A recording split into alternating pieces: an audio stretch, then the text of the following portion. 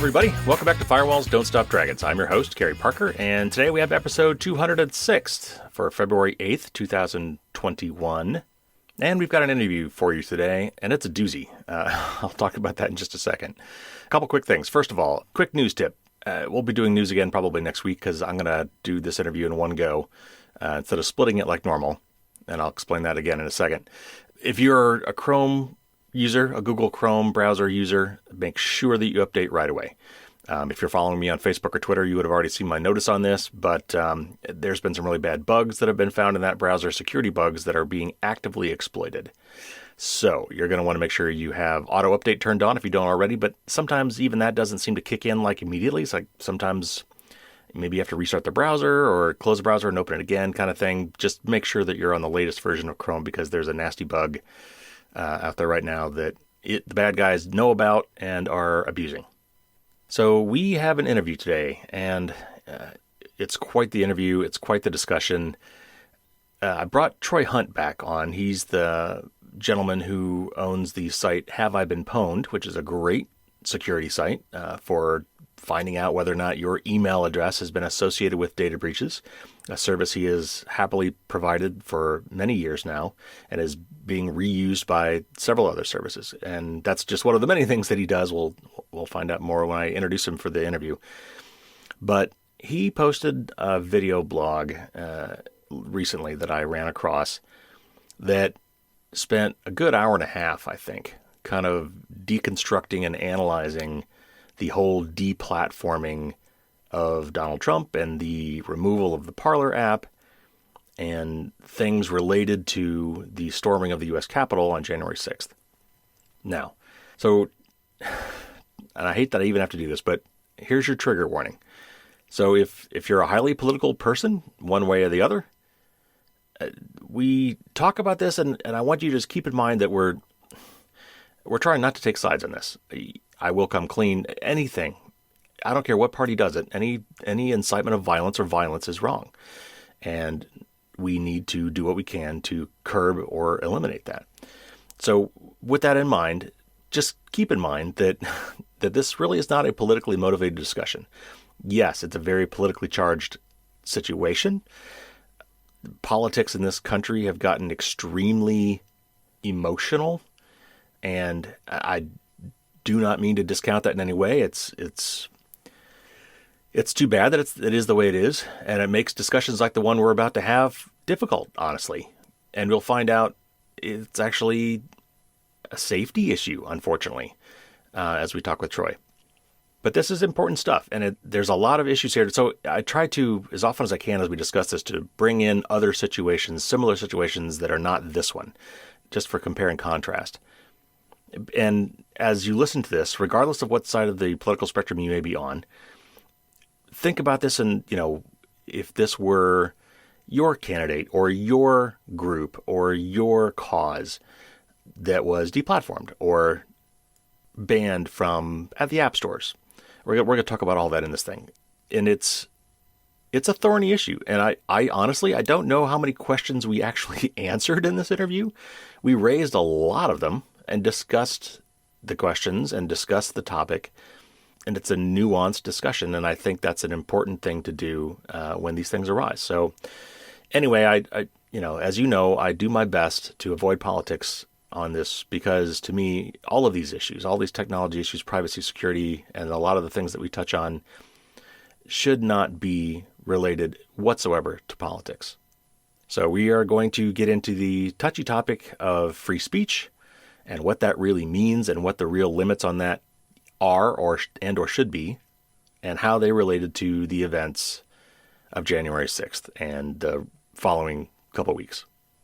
I will say that one of the reasons that I really liked having Troy on the show was that he's not a U.S. citizen. And I know we have a global audience. I'm sure the vast majority of the people listening to this are probably in the United States, but I know for a fact that many of them are not. And I know that Americans kind of get tunnel vision. They kind of think that the planet revolves around them.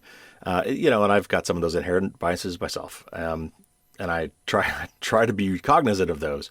But I thought it was important to get somebody's perspective who lives outside the U.S. and Furthermore, has spent a lot of time in tech circles all around the planet and has seen the situation in many other places and is familiar with several other examples that are important to consider. So there you go. There's your trigger warning. I'm sad that I even have to do it, but there it is. So I decided there wasn't really a good place to split this interview. I usually like to split these because they're usually long, and I try to be cognizant of the shows running too long. So this one, though, I'm just going to run all together. It's all one big interview, and it's probably, 50, 55 minutes. And so with that preface, let's get right to it. Let's get to our thought-provoking interview with Troy Hunt.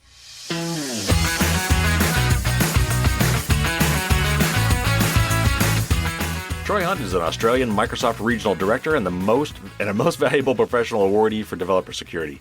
He's a blogger, an international speaker, and author of several online courses, and he runs a very valuable internet security service that we've talked to him about before here called HaveIBeenPwned. Welcome back to the show, Troy. Thank you for having me back.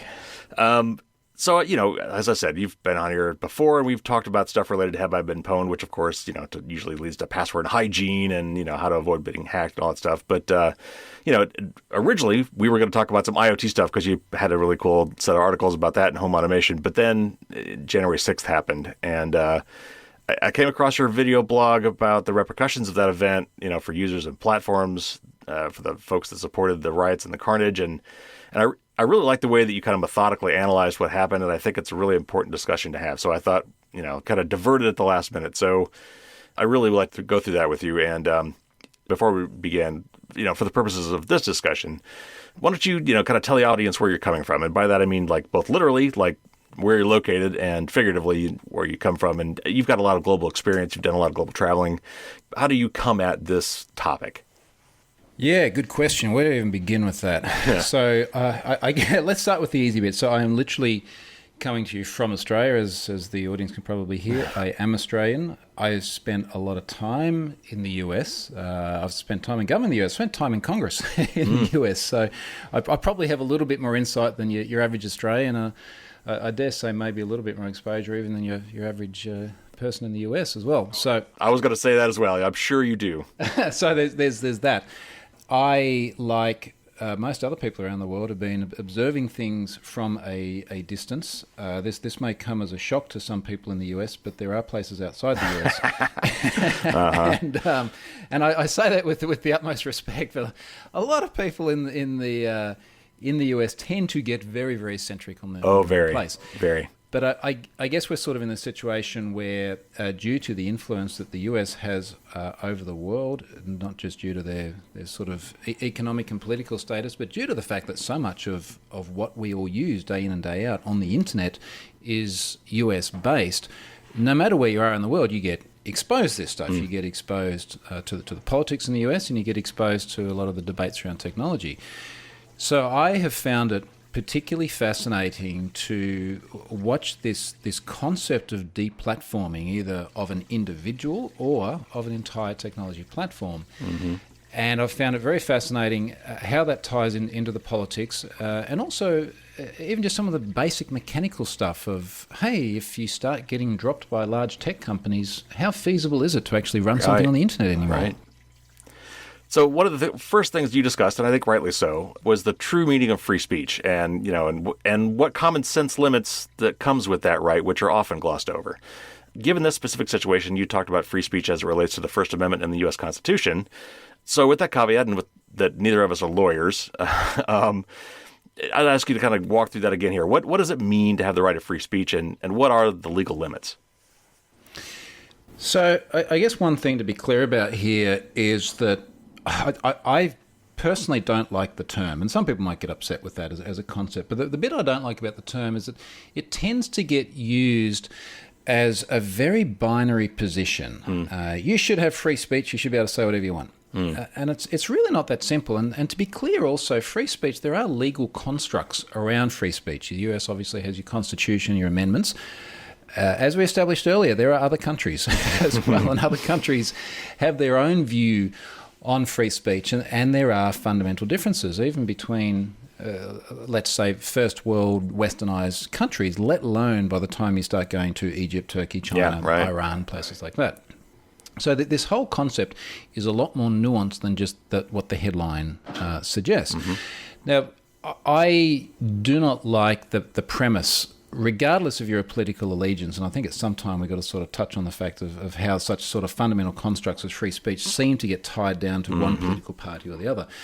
But I do not like the concept when someone says that all speech should be all speech should be free and you should just be able to say whatever you want. Now, we have never had that. We do not want that. No person in their right mind wants that. And very simple examples of that include things like inciting terrorism.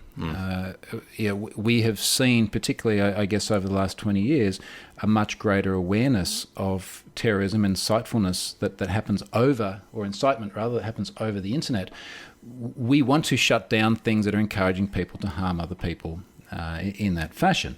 Where it tends to get a little bit more nuanced is when we get into, certain tweets from the president recently inciting violence or not, and I'm sure we'll come back to that. But I think we need to establish this baseline that there is not free speech in the context of you can say anything anywhere without repercussions, and there shouldn't be.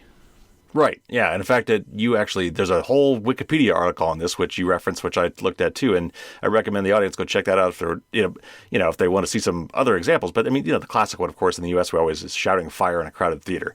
That there are certain things you could say, well, I could say whatever I want, wherever I want. You're right. You can't. That's a concrete, classic legal example, textbook legal example in the United States of something that's not allowed. Before we get too much further, another question I'd like to ask, and this is another thing that I think is also kind of conflated or brought in situations like this, oftentimes because they think it is a semi-cure for curbing some of these abuses, is the notion of anonymous speech. How does free speech relate to being anonymous, or maybe pseudonymous? Where you've got a name, but it's not, or it's a username, but no one can really figure out who that is. In your mind, do you think that speech on online platforms should have limitations based on whether or not you are verified or an identified account? Well, this is where it starts to get really interesting. And I think that we've got to acknowledge that in most debates, there can be extreme ends of each side of the argument. And usually each end of the extreme is the wrong one. Yeah, right. and the right one, as it relates to having a civilized society and general consensus, is usually somewhere in the middle. So that the idea that you should be completely anonymous all the time and all your communications should be untraceable, and then within that you can say and do whatever you want, to my mind is the wrong position. And the other end of the extreme, which is that everyone must be identifiable and all their communications must be traceable back to an individual, is also the wrong one. And we can pick many examples of each which demonstrate the point. I mean, in the latter, the concept that you should never have privacy. If let's say it's a medical condition you might have. I'm concerned that I may be suffering from depression, for argument's sake. That should be something which you can seek out information and support from other people without it being tied back to your identity. And it concerns me greatly that, particularly in some parts of the world, that freedom and that privacy is very tenuous. And on the other end of the spectrum, as much as I am pro-encryption and pro-privacy, I want law enforcement, for example, to be able to stop people from blowing me up. Like, this is a fairly reasonable expectation. Right. And I sort of lament when we see these headlines around things like this, particularly a few years ago, a lot of headlines around Australia bans encryption. It's like, no, they're not. That's a stupid comment. And what this related to was law enforcement here saying, look, a lot of the legal interception that we used to do in order to have a look at communications of suspects who are possibly intending to do us harm are now very difficult because we have end-to-end encryption. We need to look at ways of legally, under the right provisions, being able to inspect the communications of people that might be trying to harm our rights and freedoms. Right. Yeah, I love to travel, and I've been around many places myself, probably not nearly as much as you, but it never does, you mentioned this already, but it never ceases to astound me how well people from other countries understand our laws and politics better than we do in many cases.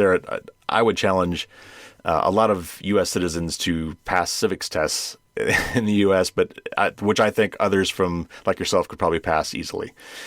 Before we kind of get to the details, and we're almost there, but for this particular incident, can you give us, your perspective on how Americans handle free speech versus you guys? And you've been all over the world. So as a world traveler and someone certainly from the security background and the privacy background, how do you see this being looked at differently from the places you've been around the planet? Well, I almost feel a little bit like the free speech discussion in the US is a little bit like the gun debate. Yeah, right. Oh, yeah. I don't want to go down that rabbit hole too much, but I will say in both cases, the vast majority of the rest of the world, and keep in mind the US accounts for around 4% of the world's population. I hate to break it to you, but you are a very tiny part of the world. Yes. A very, very influential part of the world, but a very, very tiny part of the world. Mm-hmm. And the masses are looking at this just going, well, what are you doing? Yeah. Why are you thinking like this? Now, this is not to try and be disingenuous, but I think that it is important to understand, just as in the US, you get a bit of a sense of where public sentiment lies towards one end of the discussion or the other. It's important to look at that in the global context as well. So, you mentioned my travel, just to, I guess, to give some context of where my perspective comes from. I've spent 2 years living in the Netherlands, 3 years living in Singapore, a year living in the UK. In 2019, I spent 243 days traveling, mostly to the US and Europe and a bit in the Middle East as well. So I guess I've had a lot of first-hand exposure, including a lot of exposure in places like China too, to see where there are different sentiments with this. And I think the thing that sort of sticks out to me, and I'm sure other folks from Europe and Australia would probably concur with this, is that we value free speech where we are very much, but there is never the same sort of vehement public outcry when we feel that it might be threatened in some way. And the thing that I always find really fascinating with the US is it always comes back to the Constitution and the amendments. We all have constitutions of one kind or another, and every now and then we update them. The US is so vocally vigilant about protecting... We're very proud of our amendments in our Constitution. They are, but you know why they call it amendment? Because it changes stuff. Right. Like you might have other amendments later on that change stuff. It's like, let's not get too caught up about amendments. You can always change them in the future. And I know that that's not necessarily a trivial thing to do, but it is a reflection of how public sentiment changes over time. Now, this might be upsetting for some people, but you might have an amendment in the first place which aligns US gun laws with the way they are in most of the rest of the world. Or you might have an amendment which aligns free speech in different ways. I'd love to see some legislation around things like how we protect the privacy of individuals' personal information. We don't have a good construct for that, frankly, in most parts of the world. Yeah, right. Including Australia. So this is something that will change over time, but I just find it fascinating how emotionally charged people are about it. And what I find is when people get emotionally charged about any topic, it does make it very difficult to objectively have the discussion. Right. Oh, yeah. One of the comments you made in the thing that I thought was really interesting was that you said that of all the places you've been, the United States, despite being called the United States, is really like 50 different countries. Yeah, exactly. And I remember someone saying this to me when I started doing a lot of travel to the US, probably about 5 years ago. And I see that over and over again. And like if you go to Europe, you are talking about dozens of individual countries, and you can go over the border from Belgium to France, and you see things that are quite different, and the accents change, and back in the day, the money changed and things like that. When you're in Australia, I've just done a massive road trip in Australia, did about 8,500 kilometres. I followed that. That was gorgeous. Yeah, I mean, it was amazing. But I'll tell you what, from the very top end to the very bottom end, you could sit in a bar with a person from each, and you'd have no idea where they're from. The accents are pretty much the same. I think the personal philosophies are the same. The politics are very much the same. One end has more sharks, one end has more crocodiles. That's about it. But the US differs enormously. And one of the things that I think has been quite sad to see, and I'm sure you've felt this within the US as well, is just how divided the country has become along political lines. And now I think that gets interesting is how that division then extends onto even digital lines and the very premise that maybe some digital platforms are more aligned to one political party than the other. And then, of course, they just become echo chambers for the messaging of those people. All right, so let's start digging into actually the chronology of the events here, because it was kind of a progression, and it kind of works its way through the internet stack, as we like to say. So one of the first things that happened, was that certain people, including eventually the then president of the U.S., were suspended or banned from some of the major social media networks like Facebook and Twitter. Actually, and this happens outside the U.S. as well, including you had a famous Australian chef who apparently was booted, binned, as you said, the expression that we don't use here, but I picked up on it. So first of all, maybe because it is so charged here in the U.S. in particular, and once we talk about the actual issue, I think a lot of people get clouded. Bring that up as an example of something that's not in the U.S., and then maybe bring it back to what happened here. So in Australia, and really the point I'm trying to make here is that we have a long, rich history, we being a society, not we as Australians, but we as a society have a long, rich history of on occasion deciding that the speech of some people does need to be silenced. Now, we've got a bloke in Australia called Pete Evans, who's a celebrity chef. He's been on a bunch of TV shows. His views don't really align with the masses. So let's sort of put this into context. The bloke's a chef, as I understand it. He cooks a good meal. Okay, fantastic. He has some very strong views on coronavirus. Now he has been very vocal about his views of it only being pneumonia, not being a serious thing. Don't worry about masks. And look, at it, to be honest, it is a little bit different in Australia because we have just about no coronavirus whatsoever. In a place like this, nobody does wear a mask. So that we've got to be a little bit contextually aware. Sure. But his views were quite frankly dangerous because we have had occasions where we have had outbreaks in Australia and we have had lockdowns and masks and controls on movements and things like that. And when you get someone going out, particularly someone who has influence that other people listen to, and he's convincing others to not socially distance themselves, to not take precautions, to not spread a deadly disease, then that's a very concerning thing. So he eventually got removed from Facebook for a combination of that, as well as things like he shared a cartoon which did have some pretty severe Nazi undertones. It's unclear sort of how strong his views are. I do lament the fact that we tend to see a lot of this person's a Nazi banners, again, applied in a very Boolean fashion. I'm not quite sure where he is on the spectrum, but it wasn't a good look at the best of times. Now, he had sponsors start to drop him as well, and eventually Facebook booted him off the platform, and he went to Parler, and I'm sure we'll get back to Parler later on. Yeah. This was a case that had nothing to do with Trump, nothing to do with US politics. This was about someone spreading disinformation online that is out of sync with the vast scientific bodies that was potentially dangerous. And that's the reason he as an individual, got deplatformed. And again, the reason I put that in there is just to try and establish that this idea that speech is free in a way that you can say whatever you want without repercussions just simply isn't the case, and it hasn't been forever. Right. So, the U.S. president was banned as well for inciting violence, among other things. I guess it was kind of the last straw. He's been doing things for a long time. But and even Twitter, I think, and Facebook, and I think what they were doing for a while, they're kind of hemming and hawing because he was a world leader, not the least of which the U.S. world leader. But let's address that question. Should there be a different standard for world leaders than for other people? I mean, do they have... I hate to say it in terms of more rights, because I think the knee-jerk response would be no, they're people. But as world leaders, are they afforded any differences? And you brought up the case of Iran's Ayatollah, who is still tweeting. And I'm sure much worse things than Trump ever tweeted. So not only there seems to be a double standard, but should there be one? I think whilst we're asking ourselves questions here, one of the questions to ask as well is, let's take Twitter. You've got Twitter, Silicon Valley-based company, US, should they be setting the standards for communication in every other part of the world? So if we take the Ayatollah situation in Iran, there is a very different set of laws, social norms, religious beliefs. Should a Silicon Valley-based company be setting the standard for which they communicate?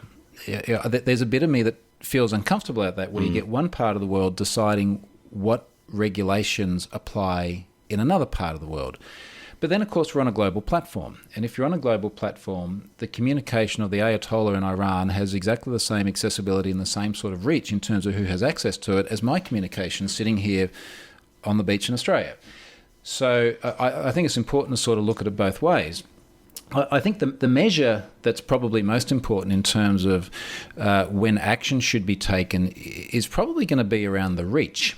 Now, obviously, Trump has a huge amount of reach. Elon Musk has a huge amount of reach. And let's face it, he's said some crazy stuff. Oh, my God, yes. Some consequential things, too. He's caused markets to go nuts and other things, too. Yeah, I mean, probably more financially consequential than anything else in his case. But, then again, there have been repercussions for some of the things he said of a financial nature as well. So, I personally don't think that just being in a position of power either grants you more rights or more liberties as it comes to a platform like this. But I do think that the extent of the influence is probably important. And I'm sure if it had, let's say I've got 175,000 odd followers or something, which is a tiny drop in the ocean compared to Trump's, many, many, many tens of millions. If I was to tweet the same thing as him, I doubt anything would happen because I just don't have the influence. People aren't going to listen to me like they listen to him. If Elon Musk tweeted it, well, that is an interesting question because, all right, he's not a world leader, but he has the influence. And I think Twitter's perspective on this, and it's very similar for certainly other Silicon Valley-based tech companies, is that the communication has impact. And if that impact is detrimental to society, that's when we start to have the problem. And I think that's probably a reasonable measure.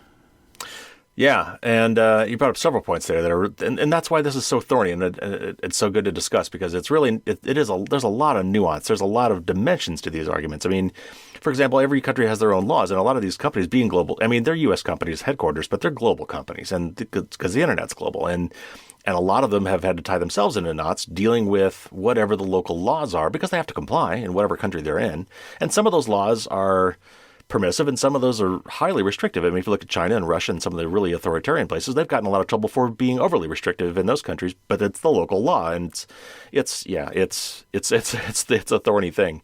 One of the phrases that caught actually just today in a conference I was at that EFF put on was that freedom of speech is not freedom of reach. Okay, so to that point, a lot of people make the argument that, and there's legal things which we've kind of talked about, and I don't think anybody would disagree with the fact that a private company has the right to ban any one person if they wish. It's a private, business.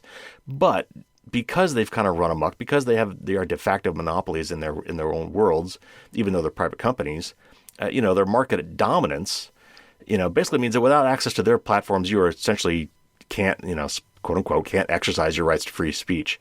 You're effectively silenced. What do you say to that argument?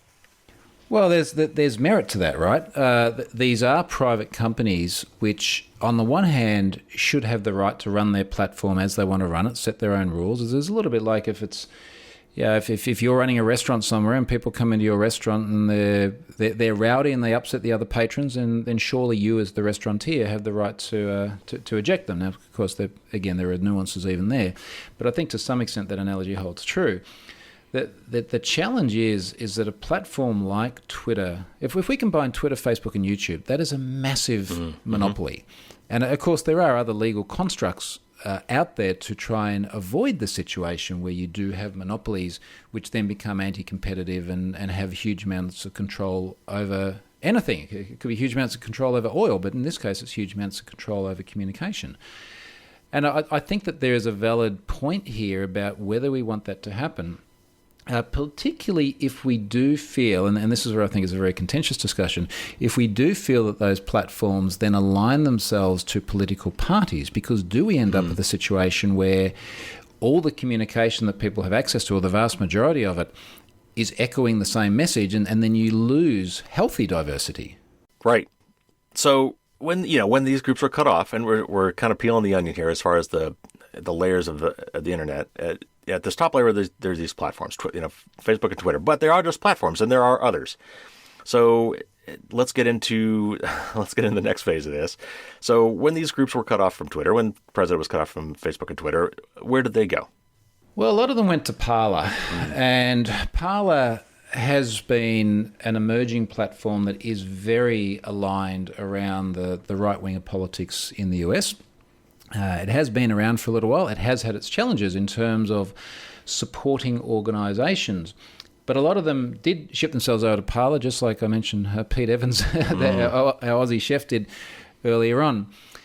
And I guess what was interesting there is that a lot of that was happening in the lead up to the storming of the Capitol. And then, of course, there's there's a lot of, let's say, discussion, because I do think there's some valid arguments each way, but a lot of discussion about how much of the storming of the Capitol and the subsequent deaths that ensued from that as well were coordinated on Parler, and did they do enough to control the incitement of violence on their platform? I think this is now sort of getting to the really pointy end. So is a platform like Parler doing enough to avoid the civil disobedience which thus ensued?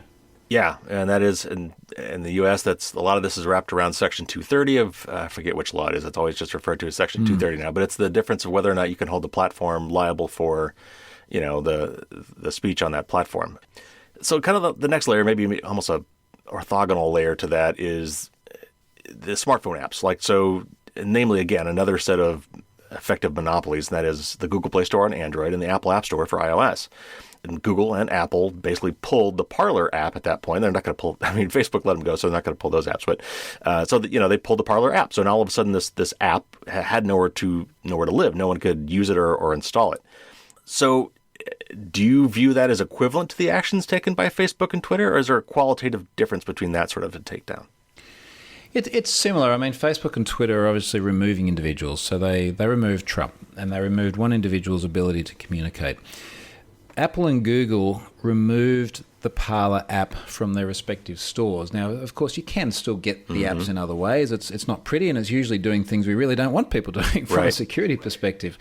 But they effectively removed accessibility to the platforms. Now, to be clear, this is just the app, and there's probably a valid engineering question to be asked around how necessary is that app when you could load it up in the browser anyway.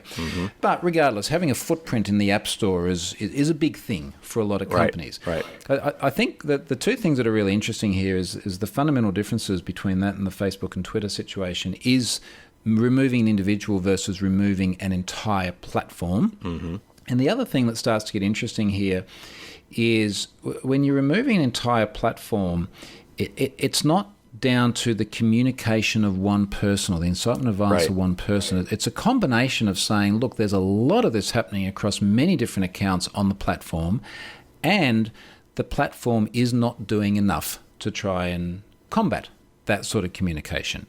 And then, of course, we go down the whole free speech rabbit hole again. But that's sort of interesting. And the other thing that's very interesting then is that most of the speech we're talking about, whether it be from Trump or other individuals that might have been removed from those platforms, and then the platforms themselves, the Parlers, and I'm sure we'll get into the Gabs as well shortly. When we're talking about Facebook and Twitter and YouTube, they're three companies, and then we're talking about Apple and we're talking about Google as well. And these are another two completely different companies. Keeping in mind, companies that compete vehemently against each other as well. Yet they're all magically drawing the same conclusion. Now, I've seen a lot of speculation here about there being cabals that are there to silence the right. And especially in the US. We love our conspiracy theories. Oh, you do, don't you? So there's that. But I always sort of like to go back to the Occam's razor. The simplest explanation is the most feasible one. And the simplest explanation is that the speech which is being silenced, either by individuals or platforms, is just simply out of step with what the vast majority of civilized individuals expect to see. And each one of these 5 different platforms which we've covered now has decided that it's their responsibility to make sure that speech doesn't fester. Right. Yeah, and you mentioned Gab, and I'll just bring it up in this context because, once Parler started having trouble, a lot of people then went to find another one, and that one was Gab, and, who knows what it'll be after that. And Gab, it's yet another one. But the interesting thing about Gab to me was the rant that the CEO of Gab had on, I forget where he posted it, but I saw it on Twitter, but I'm sure that's not where it was originally, about how I don't want to get into too much of what he said because a lot of it's extremely political and even religious, but I thought it was funny that he particularly said that apps were evil, to your point. He said that because they can be banned, that he literally called apps evil, and he made your point, which was, we don't need no stinking apps. We could, just go to our website. So I thought that was interesting, bringing up Gab. So you've said this as I've got Gab loaded, and look, I honestly gave Gab 50-50 odds of surviving at the time.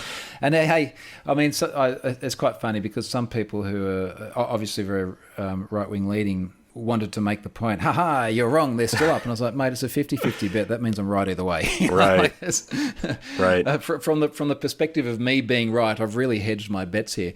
But honestly, I did see it was even odds in terms of their survival. And Gab's approach here has been, because they've had a lot of practice of being rejected by various different platforms, let's just go all browser-based and let's not be dependent on effectively the big Silicon Valley companies. Now, Gab is still alive. They also appear to have gotten on top of a lot of their reliability problems too. It's actually loading as you'd expect a social media platform to load here. Oh, wow, yeah, because you're having a lot of trouble with that recently. They did. They're up and down a lot, and I was finding it just really interesting to watch them struggle with the load. But the CEO you mentioned, Andrew Torba, one of the things that happens when you sign up to Gab is you automatically follow 3 accounts. You follow a Gab support account, you follow Andrew Torba, the CEO, and you follow Trump. Now, oh, Trump, really? Yeah, you automatically follow Trump. Oh, wow. Which I thought was just a really interesting, very explicit alignment of a technology platform to a political party. Now, I understand people saying that the Silicon Valley companies are very sort of left-leaning. I get that. That could be implied in many ways. It is a lot more explicit when they literally start you off by following these accounts. And as I'm spinning through... you tried to unfollow, but you couldn't tell if it succeeded or not. What did you get from that experiment? I think eventually it did unfollow, because I see now that I'm only following 2 accounts. So I'm following Trump and Andrew Torba, which may not be a good look for me, but my excuse is the platform made me do it. Right. But to your point about the CEO's leanings, he is very, very politically charged, very religiously charged. And again, as a non-US person, I find it really interesting how religious-leaning politics tends to be. Yeah. Now, of course, it is like that in some parts of the world. We're just mentioning Iran and the Ayatollah there. But for most of Western Europe and Australia, we really don't like to see religion make its way into politics. So that's a very curious. That's one of the things that makes the US very different to other countries that are very similar, such as the UK and Australia. Yeah, and I'll just say right here with the caveat. I mean, on this show, because to me, security and privacy, and I'm sure you would agree, are apolitical. They are. It's not that they're bipartisan. They should be nonpartisan. These are societal issues. These are human rights issues. These are basic technological issues. And so I generally try to avoid that as much as possible. And in situations like this, we have to kind of bring it up. But I would of course completely agree that in the U.S. we muddy this stuff quite a bit, and more than I wish we would, obviously. But that is a truism. Okay, so as it turns out, there are a lot of critical layers to the internet that a lot of us take for granted. As we peel this onion back, in fact, a lot of us probably don't even know they exist at all. And here I'm talking about things like, web hosting services, AWS, Amazon Web Services, or content delivery networks like CDNs. I mean, these are behind everything we do, but most people don't even know they're there. And then there's even much more basic things, which you also take for granted, like payment systems, Visa, MasterCard, Stripe. And so most or all of these cut off Parler and Gab as well. So now they're really hurting, right? And so this is where I think it starts to get fuzzy. And the Electronic Frontier Foundation, the EFF, actually put out a statement on this, as they are wont to do. And I want to read a little quick snippet from here and then get your take. So they said, "We think the answer is both simple and challenging. Wherever possible, users should decide for themselves, and companies at the infrastructure layer should stay well out of it. The firmest, most consistent approach infrastructure choke points can take is to simply refuse to be a choke point at all. They should act to defend their role as a conduit rather than a publisher, just as law and custom developed a norm that we might sue a publisher for defamation, but not the owner of the building the publisher occupies. We are slowly developing norms about responsibility for content online as well." What's your take on that? Are we finally at a level of the internet where the companies should stay out? It is a really interesting discussion because, of course, that there is a point at which we do want companies to take action. Now maybe their position is, and let's just go to one extreme end of the scale. Let's say it is very ISIS-centric material inciting terrorism on US soil. Like we want that stuff to stop. Now, if that happens on an Amazon platform, should we expect Amazon to shut that down, or do we defer back to legal process where law enforcement approaches Amazon through whatever the legal construct is that's required to do so and says, okay, you guys have got to take this stuff offline? It is a really interesting dilemma, because I think this also possibly ties into this big cultural shift that we've seen in recent years around things like cancel culture as well, where we get a momentum of individuals who have enough voice and enough influence to apply pressure to organisations to, could be anything from drop sponsorship, like in the Pete Evans situation, to drop an entire platform. Now, I can sort of see the challenge both ways. I can see the likes of Amazon. I think Cloudflare is probably the really interesting one to talk about here. Having to respond because it is detrimental to business. They have shareholders, like they're trying to actually work in their best interest. And if there's a growing momentum of dissent about one of their customers, then that is an interesting position to take. But I also, and this probably now starts to speak to Matthew Prince's position, the CEO of Cloudflare, I also don't like the idea that a private company can somehow have enough pressure applied on them to kill off an otherwise legally operating service. I think that puts private enterprises and individuals such as Matthew in an extremely difficult position. Yeah, and like what was it? What was that? Not Stormfront. Daily Stormer. Daily Stormer. That was a classic case. Good. Why don't you relate it to that? Because I know we talked about that in your thing too. Yeah, so look, this really blew up in 2017, and I remember at the time being a massive proponent of Cloudflare's platform, knowing Matthew and others personally as well. I remember this sort of blowing up in 2017, where the Daily Stormer was an outright white supremacist website. Not sort of the thing where we say, look, this person's a Nazi because of one or two things they said. It's like this was the whole MO of the service. And for most people out there, this is a place that harboured recalcitrant views. Now, ultimately, the Daily Stormer had a web host. I can't remember who the web host was, but then they sat behind Cloudflare, and Cloudflare is not a host, it's a reverse proxy. It makes the traffic available. And a lot of Matthew's position on this was, look, if people don't like this, then take down the host. We literally just support the traffic. But the reality that he couldn't escape as well is that Cloudflare had the power to have this service live or die. Because when you no longer have the DDoS-style protection that Cloudflare provides, let alone all the caching and optimization and everything else that allows infrastructure to absorb huge amounts of legitimate traffic, the service dies. And he eventually got to the point where he said, he got up one day and decided to kill the service. And his position was that one individual really shouldn't have the power to do that.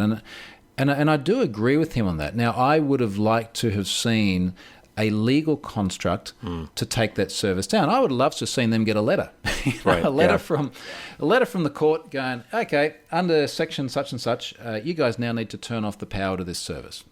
And that's great. And I think that they would have been very happy to do that. But it does sit uncomfortably, because then we get back to this whole freedom of speech thing and all the rest of it. And do we really want an individual company making that decision about whether or not to continue supporting the platform? That feels very uncomfortable.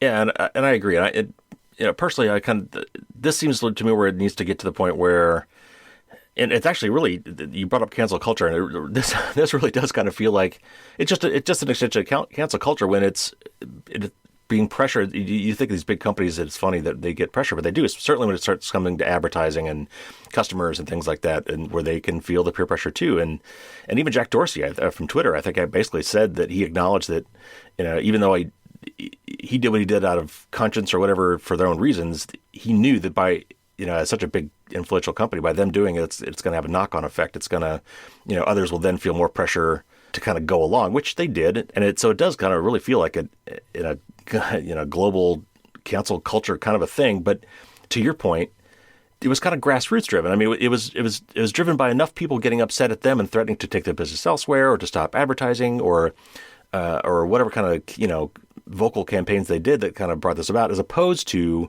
legal action. It was not something that was where they could just be a dumb conduit and sit there and wait, like you said, until somebody with authority, like legal authority, actually came to them and asked them to do it. They were kind of forced to do it because of backlash. Yeah, precisely. And I think that there's a valid argument to be made here. If we take the Capitol building storming situation, where surely if there was genuine incitement of violence, there must be legal constructs in order to deal with that. Yeah. Why do we end up in a situation where a judgment decision which could be influenced by political allegiances has to be made on behalf of those running the platform? If it's genuine incitement of violence, is there not a legal construct, or should there not be a legal construct? Maybe you need another amendment in there somewhere to be able to forcibly take that down. And surely under that banner you get everything from ISIS through to, call it white supremacy or whatever other banner we put on it that encourages humans to do harm to fellow humans. Yeah. Now, there's some other interesting aspects of this, which you brought up as well, that I want to delve into. One of them is that, when this was all going down, and when it was kind of, the writing was on the wall that Parler was going to be kind of cut off at the knees, there was a group of, and I think they called themselves hackers, and even you danced around the word a little bit because you didn't like the use, but who took it upon themselves within 24 hours before this thing went down to download massive amounts of data from Parler. Tens of terabytes, I think is what they claimed that they had, and then turned around and made all that data publicly available. So, and this data has been used, to identify a lot of the rioters in the Capitol. Because, of course, these guys were, not the brightest bulbs, were documenting everything they did, and saving for eternity because the internet's forever. And that was used to, find a lot of these people. But do you think that, was that an ethical thing for these people to do? Or, again, with the caveat that we're not lawyers, would you think it was a legal thing to do? It is fascinating, isn't it? Mm-hmm. Boy, where do you even begin on this? Maybe we start with the basics. So I saw lots of disinformation around this. And honestly, one of the big problems we have with the world today, and let's say this has been a big problem, I'd say probably over the last 4.5 years in particular, is establishing what information you can trust. What can you take at face value? What do you need to go and independently verify or collect different opinions from? And mind you, which of it just simply supports your own confirmation bias and then you echo and the whole thing spreads. Yep. And part of the disinformation around this exercise was headlines around hacking as a generalized term, but hacking more specifically in terms of getting access to things like identity verification documents out of Parler, such as scans of driver's licenses. Now, it looks like that never happened. So it looks like there was never any information around things like identity documents which were illegally obtained by circumventing authorization controls, for example, which would be a pretty good definition of hacking. So what appears to have happened here is the scraping of publicly accessible information. So data which was published to the internet and subsequently downloaded. So mechanically, that's what we're talking about. Now, there's then a question of should that have happened? It would almost certainly breach the terms and services of Parler.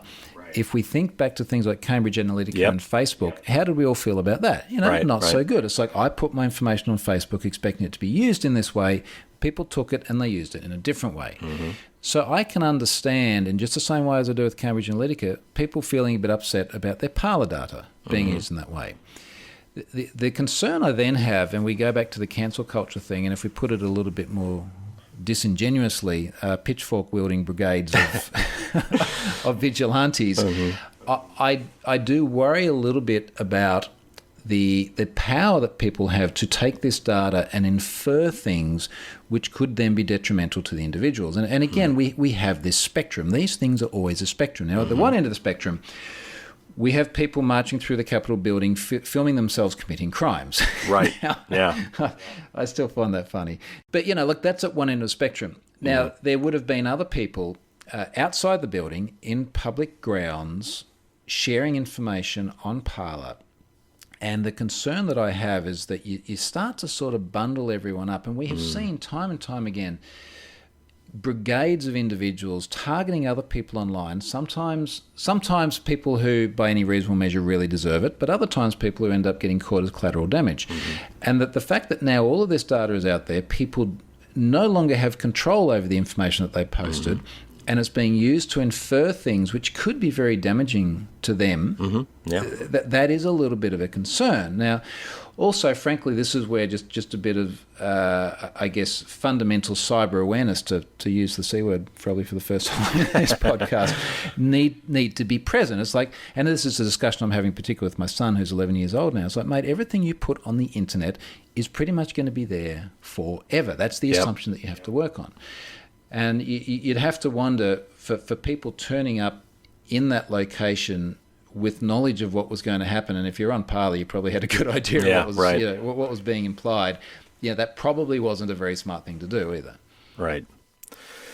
So another thing that you brought up, and is often brought up in situations like this, though this is a huge example we will never soon forget, but many people say that, cutting these groups off from the major platforms will, quote unquote, drive them underground. We'll just drive them underground, and they'll go to fully end-to-end encrypted systems like Signal or Telegram or Tor, or something brand new. There's going to be something new at some point too. And by doing so, then we kind of lose the ability to keep an eye on these guys. What do you think of that? Well, for the sake of simplicity, let's assume that the people that we're talking about here are people who were genuinely inciting violence that, for the most part, most of society would like to not have inciting that violence and influencing others. Driving them underground is good. By any reasonable measure, it's good. Because what we're trying to do is not necessarily stop them from expressing their views, but we're trying to stop them from influencing other people with those views. Now, I'll give you a good example of this. I've got a good mate. In fact, I had a coffee with him this morning right before this, and he asked me recently, he said, I'm a little bit worried about this 5G, and I'm a bit worried about the vaccines, I want to know what's in the vaccine for coronavirus before I take it. And I sort of said, mate, you run a restaurant, you flip pizzas, you know absolutely nothing about vaccines. What are you going to conclude after you know, for example, that there is some mercury in it? Are you going to get on the Google and you're going to search for mercury, and you're going to find all of this stuff about people going, well, you shouldn't take the vaccine because it's got mercury in it? Or are you going to go back and flip pizzas and let people who know what they're talking about actually communicate what's best for society? Now, this mate of mine, if we drive the crazy underground and we drive it into encrypted end-to-end channels, which are accessible by people who are aware of those channels and specifically tune into those channels, but aren't faced with it when they're simply flicking through Facebook trying to see which of their mates have been down to the beach over the weekend, that massively decreases the influence of those channels. And even when we talk about things like services going to say, behind Tor, that's still observable. We can still have platforms and communities there that can be observed by law enforcement, for example. It doesn't make them disappear. It just dramatically reduces their influence on people who might have otherwise been sitting on the fringe, not knowing which way to swing. Yeah. As we've said, this issue has been extremely, extremely polarizing here in the United States. In fact, you yourself received death threats over exercising your own free speech around this topic. And feel free to talk about that as much or as little as you wish. But the question is, how can we have a reasoned debate about these issues? How do we get ourselves in the right headspace to rationally analyze, this notion of deplatforming, for example?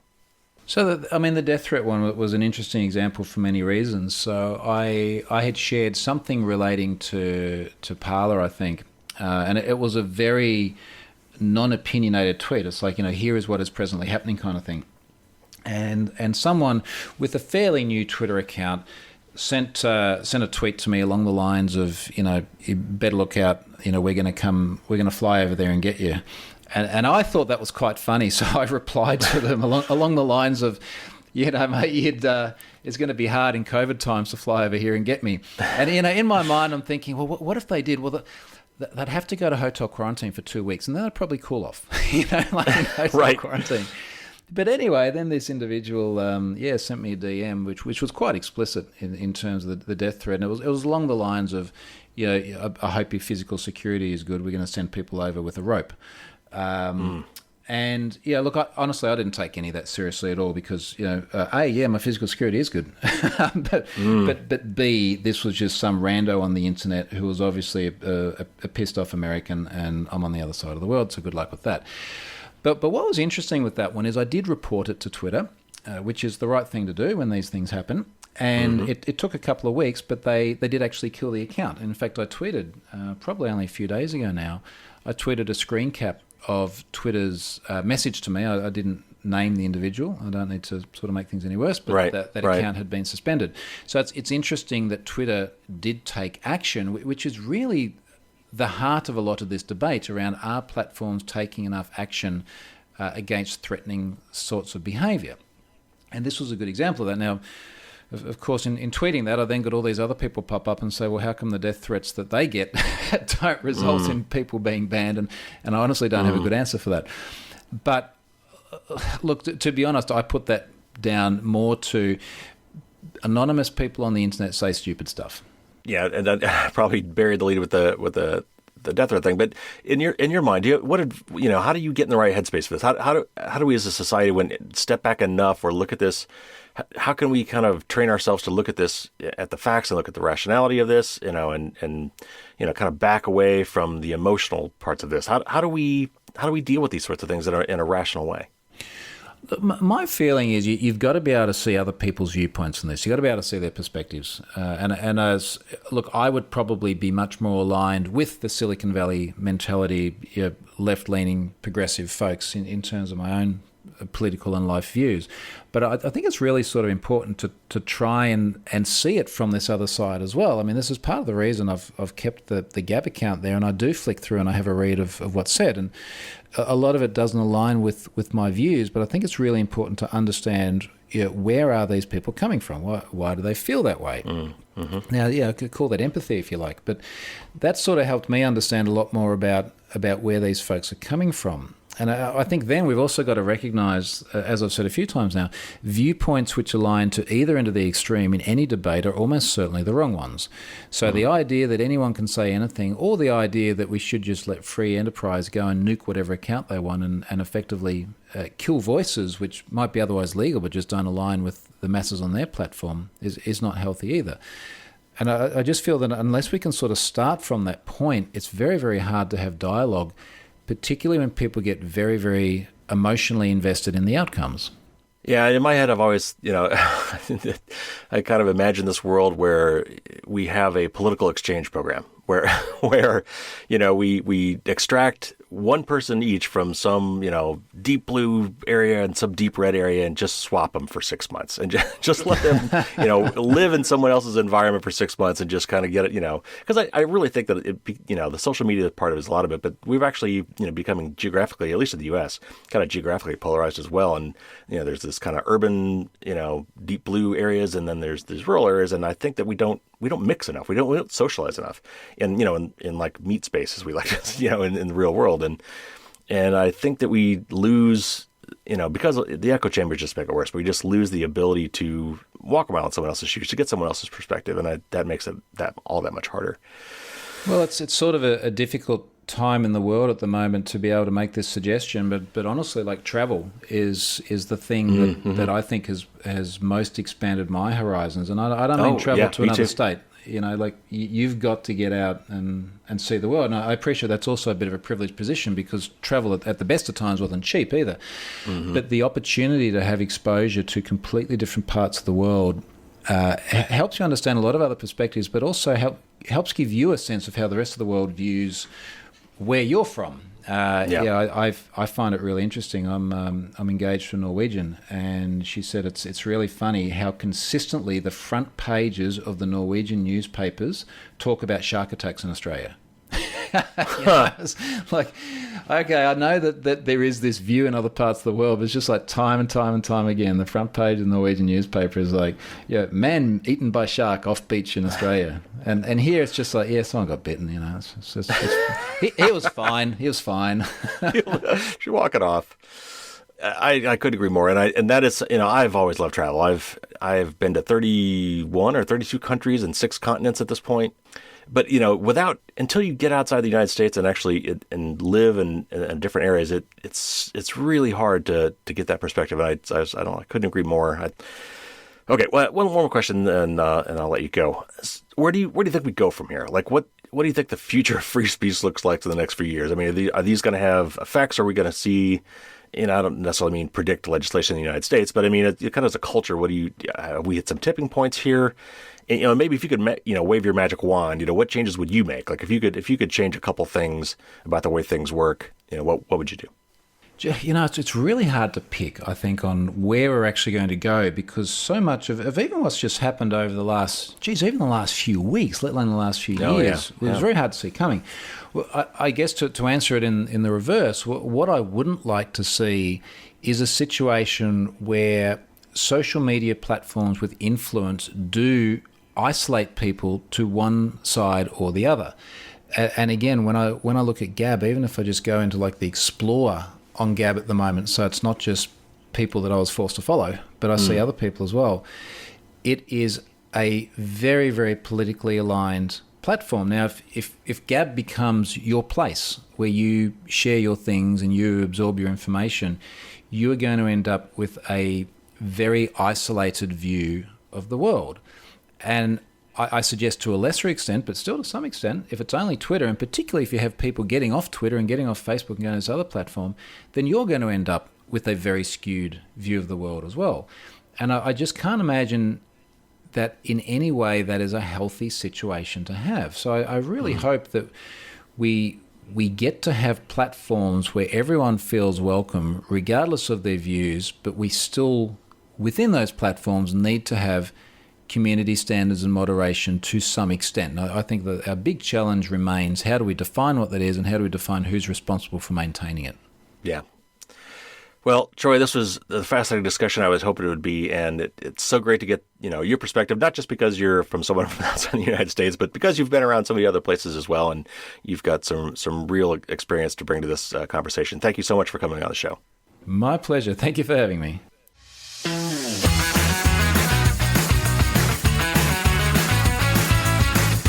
I want to really give a special thanks to Troy for coming on the show and discussing this. Obviously, while he's taken it in stride because of his vocal opinion on this, his life was threatened, which I can't comprehend. And I hope that we can figure out ways to disagree without being disagreeable and, realize that we may disagree with someone and that doesn't make them a mortal enemy. So special thanks to Troy for coming on. I've got a link in the show notes to the blog that I found that triggered me reaching out to him. And even though we kind of cover a lot of the same things that he covers in the video portion of the blog, he has, it must be at least a dozen links to related articles that are very interesting. So you might, for no other reason, want to check out his weekly update 226 on troyhunt.com and just look at the links there. There's a lot of other interesting articles. I forget if he linked to this particular one, but it's also, a good Wikipedia article on free speech in the United States and what exceptions there are to that, because there are exceptions, and there's the yelling fire in a crowded theater, but there's a lot of others. Free speech is not as free as it's often portrayed to be, as Troy made clear. And also, since I'm not going to be able to get to kind of going over the listener survey results until next week anyway, I thought I'll leave the survey open for one more week. So if you haven't done it yet, now is a good time. Now is your only time to do it. I will definitely be cutting it off probably on Friday of next week. So you officially have until February 12th to fill out the survey. Again, that's bit.ly/firewalls-survey-2021.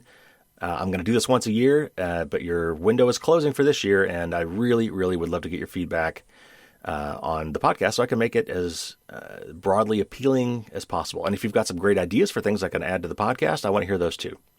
Again, that link is in the show notes. And if you are a patron, you will know that because I will have already sent you the show notes by the time this podcast airs. All right, that's it. Thanks, everybody. Tune in next week for a new show. There's still plenty of stuff to talk about. Those vaccines are finally starting to roll out, and supply is really kicking in. So, man, make sure you figure out how to get that vaccine. Sign up, get on the mailing list, get on the phone call list, whatever it takes. Make sure you know when your place in line's got to pop up and be ready to get that vaccine when it comes out. I really, really want to get back to traveling. Want to get out and see the world again. And to do that, we got to knock this sucker down. So please stay safe, everybody. Wear those masks when you go out. Avoid public gatherings. Get tested when you need to. And until next week, as always, don't get caught with your drawbridge down.